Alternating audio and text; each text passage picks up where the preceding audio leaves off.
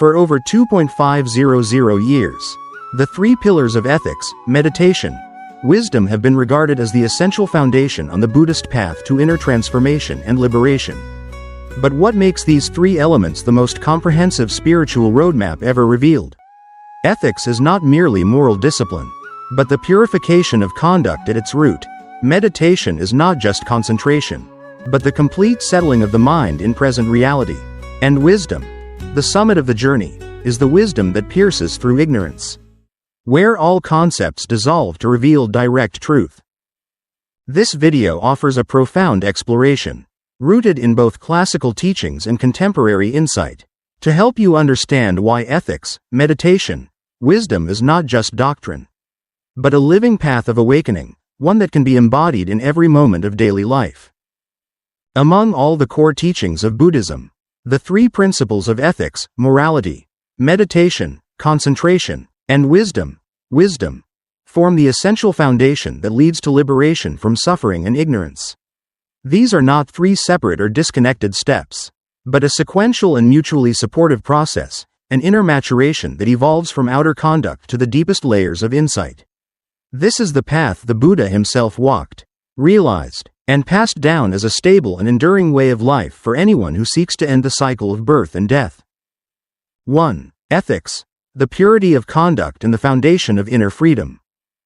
Among the three pillars of the Buddhist path, ethics, ethical conduct, meditation, concentration, and wisdom, ethics is regarded as the first gateway, the fertile ground from which all spiritual cultivation can take root and flourish.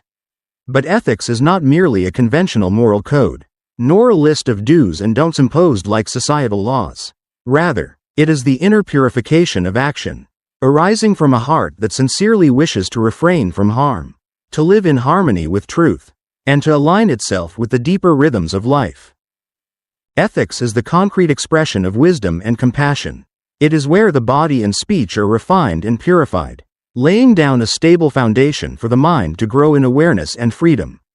From a Buddhist perspective, ethical conduct is not something shaped by tradition, religion, or culture. It transcends these outer frameworks. It is not determined by what others think, but is rooted in a deep understanding of karma, cause and effect, and the nature of suffering. A person who upholds ethics does not do so out of fear of judgment or punishment, but because they have clearly seen the inner consequences of unwholesome actions. Killing, stealing, sexual misconduct, lying, and intoxication. Each of these immediately clouds the mind, stirring up regret, fear, and delusion. Even when no one else knows of the action, the harm still manifests as a crack within the house of the heart. In this sense, to observe ethics is not a restriction but an act of inner freedom, the freedom not to be dragged down by instinct, not to be ruled by craving, aversion, and ignorance. A common misunderstanding is to see ethics as self-repression, as if one must suppress natural desires and endure inner conflict. But when one looks closely, it becomes evident. Ethical restraint does not arise from suppression, but from insight. When the consequences of unwholesome actions are clearly seen, not as theory but as direct experience, the mind naturally lets go. Just as one does not need effort to avoid poisoned food once one knows it is toxic. In daily life, ethics becomes mindfulness expressed through every movement, every word, every decision. One refrains from killing not because it is wrong, but because one sees that life is sacred, and that every act of destruction wounds not only others but oneself. One avoids stealing not for fear of law, but from the understanding that to take what is not given springs from inner poverty, and can never bring true peace. Sexual misconduct is not merely an inappropriate act, but a manifestation of uncontrolled desire, which inevitably disturbs both body and mind. And false speech, though often dismissed as harmless, is the root of mistrust, division, and the dimming of wisdom.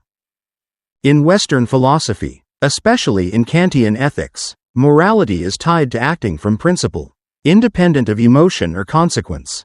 Kant calls this a good will.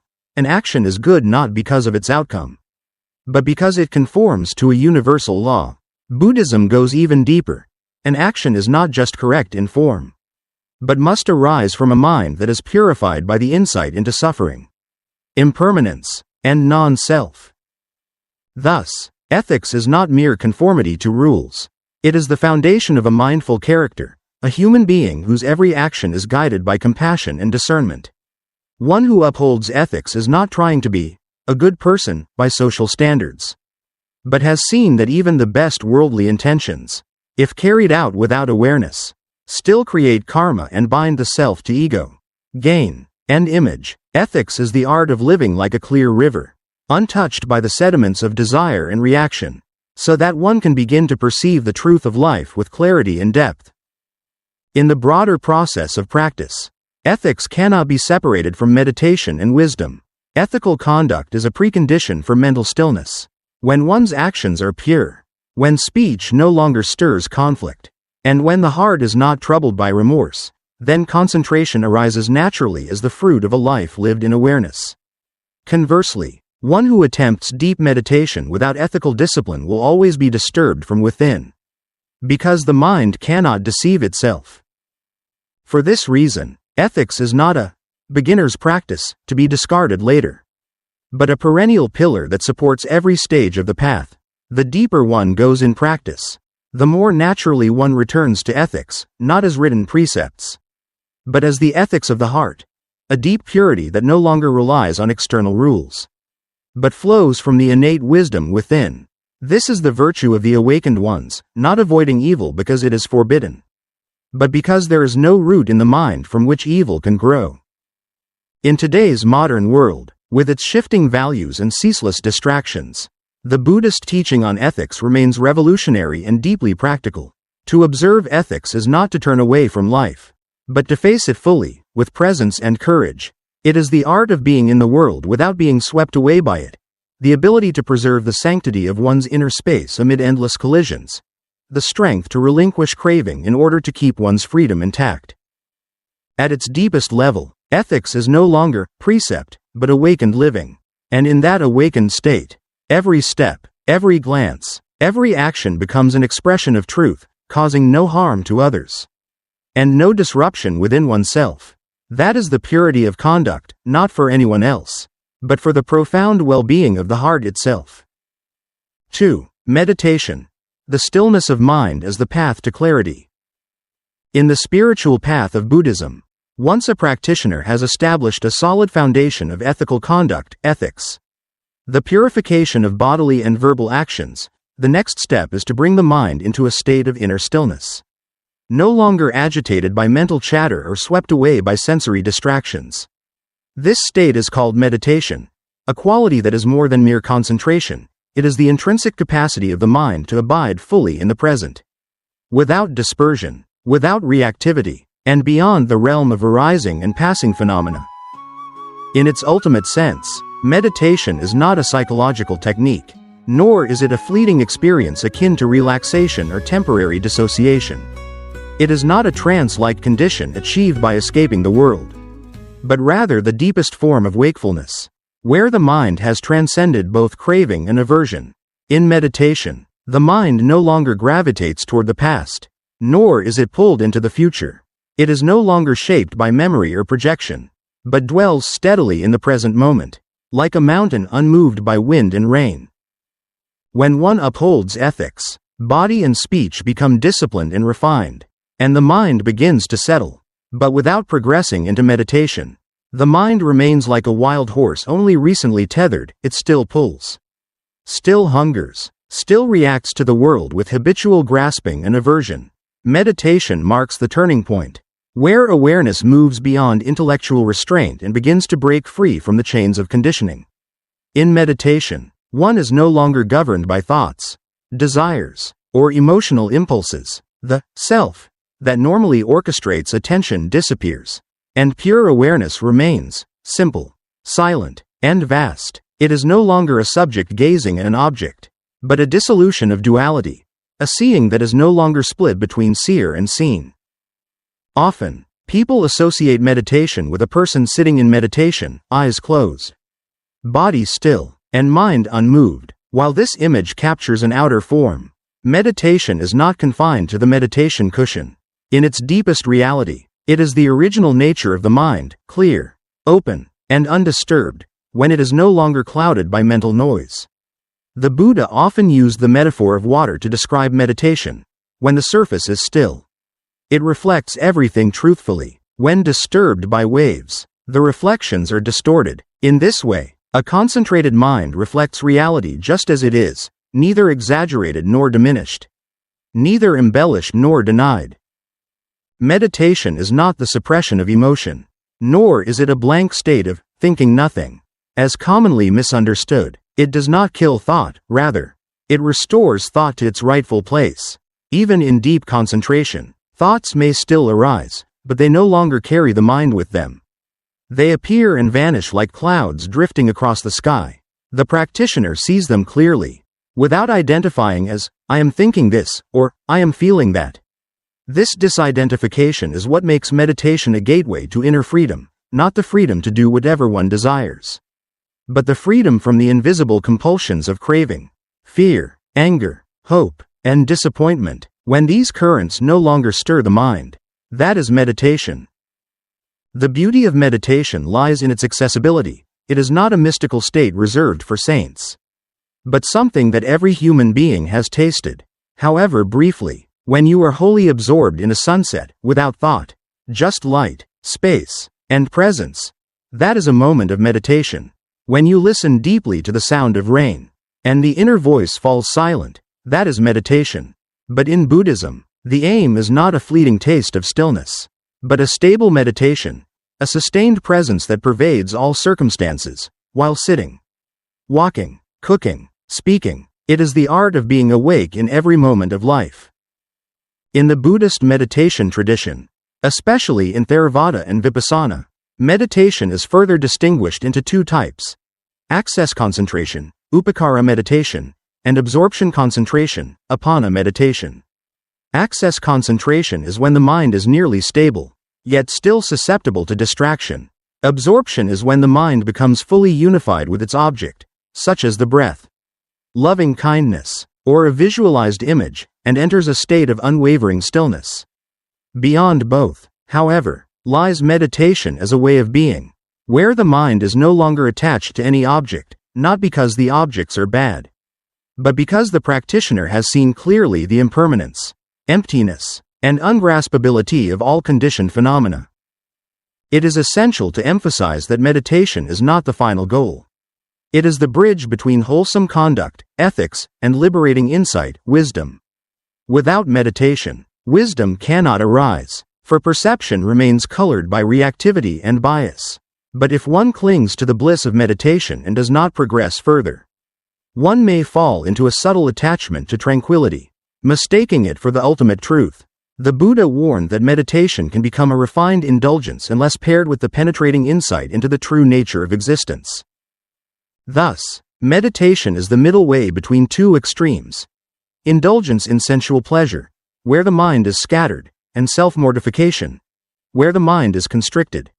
Meditation is abiding, but not stagnation. It is a dynamic stillness, full of clarity, energy, and vigilance. From meditation, wisdom naturally arises, not as theoretical understanding, but as a luminous seeing untouched by ignorance.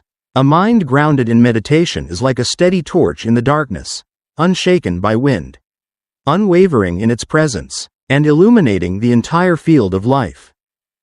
And so, meditation is not an escape from life, but an intimate encounter with life in utter silence, where the self no longer intrudes to judge, divide, or possess. In meditation, all things return to what they truly are, nothing added, nothing taken away, and in that sacred moment, suffering finds no place to take root. This is abiding, not in a place, but in the spacious, tender awareness of the awakened mind. 3. Wisdom, the penetrating vision through ignorance. If ethics, morality, is the foundation of inner purity, and meditation, concentration, is the stillness and abiding of the mind, then wisdom is the pinnacle of the entire spiritual journey in Buddhism. It is the direct seeing of truth, a vision that pierces through all illusions and attachments we typically carry in our lives. Wisdom here is not intellectual brilliance, nor is it philosophical or scholarly knowledge. It is the intuitive realization of reality's essence, where all concepts, words, and mental constructs fall away in irrelevance. Wisdom is the light that tears through the veil of ignorance, not through argument, but through a vision so simple it transcends complexity. Among the three poisons, lobha, greed, dosa, hatred, moha, delusion, that lie at the root of suffering, avidya, ignorance, is the most deeply embedded. While craving and aversion manifest visibly, ignorance operates as the invisible ground that perpetuates the entire cycle of samsara. Ignorance does not merely mean not knowing, in a factual sense. It is the fundamental misperception of reality, mistaking the impermanent for the permanent, the non-self for a self, and sources of suffering for sources of happiness. It is the confusion of shadow for substance, of mental projections for truth, of reaction for awareness. Therefore, wisdom is the only light that can uproot suffering entirely, not by suppressing individual emotions or desires, but by seeing clearly the impermanent, unsatisfactory, and selfless nature of all things. In the Samyutta Nikaya, the Buddha said, "Wisdom is the light that illuminates everything, there is nothing brighter." For it is only through wisdom that a practitioner can truly step out of all forms of bondage, including the subtle clinging to concentration, to virtue, or even to the path itself. Wisdom unfolds in layers. At its initial level, it is the discernment between wholesome and unwholesome, beneficial and harmful, allowing the practitioner to live mindfully and avoid the gross consequences of ignorance. But at a deeper level, it matures into vipassana, insight that does not rely on conceptual knowledge, but arises from direct seeing. This is the wisdom cultivated through the satipatthana practice, mindfulness of body, feelings, mind, and phenomena, where one sees that all things arise and pass away moment by moment, without any enduring essence behind them. When the mind is stabilized through meditation, the practitioner gains the capacity to observe without clinging. The body, emotions, thoughts, and sensations all become objects of deep inquiry, and in that process, wisdom arises. One no longer experiences anger as, "I am angry," but simply sees it as a transient energy flow, conditioned and ownerless. This seeing does not come from thinking, but from the deep stillness of mind, a place where one does not interfere, analyze, or categorize, but merely witnesses. This is where wisdom surpasses intellect. The intellect may be skillful in reasoning, but without wisdom, it remains within the ego's domain. It seeks to understand in order to control, to possess, or to manipulate. Wisdom is different. It sees without grasping, knows without expressing, perceives without affirming. In wisdom, there is a profound silence, not the silence of ignorance, but the silence of direct seeing beyond all dualities. Moreover, wisdom is not a destination, but a continuously unfolding process.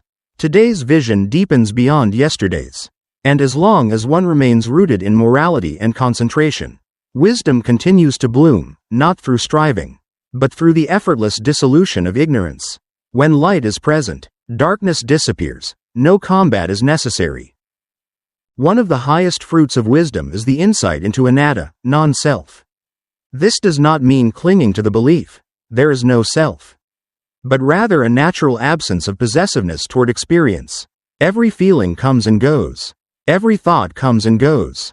Even the observer, the I who knows, is seen as just another conditioned phenomenon, arising and vanishing, with nothing to cling to. Suffering has no refuge. In wisdom, even love transforms its nature. It ceases to be a bond, no longer dependent on emotion, and becomes a form of non-abiding compassion, love without attachment, care without condition, simply because all life deserves gentleness. Wisdom does not make one cold or detached, on the contrary. The insight into non-self opens one to boundless inclusion, for there is no longer any boundary to defend, no fear to guard against. Thus, wisdom is not a personal achievement. No one can own wisdom. It arises only when the self dissolves, when all notions of, I am practicing, I have attained, I am seeing, fall away. Wisdom is the moment when reality recognizes itself, without mediation by the ego. And so, wisdom is liberation, not after death, not in another realm, but here and now. When we let go of every idea, Stop demanding reality to match our desires. And accept that all phenomena are simply as they are. In that seeing, there is no longer a sufferer and no object of suffering, only a vast, open field of silent awareness, where all things arise, dance, and dissolve, like morning mist in the first light. Conclusion. Ethics, meditation, and wisdom are not three separate steps, but three interwoven aspects of a profound inner journey that leads one from suffering to liberation. Ethics purifies one's actions, laying the foundation for a life of clarity and integrity. Meditation gathers the scattered mind, allowing us to dwell fully in the present moment, untouched by restless thoughts. And wisdom, the summit of the path, is the direct seeing of truth that cuts through ignorance and unveils a boundless freedom. When these three qualities function in harmony, we not only transform ourselves but also touch a depth of being beyond words. The path to liberation is not distant, it begins in moments of mindfulness. In returning to ourselves through each breath, each action, each ungrasping perception, this is the Buddha's path, simple, yet transcendent. Thank you for watching. If you found this video meaningful, please like, share it with others who may benefit from these insights, and subscribe to our channel Eastern Wisdom Today.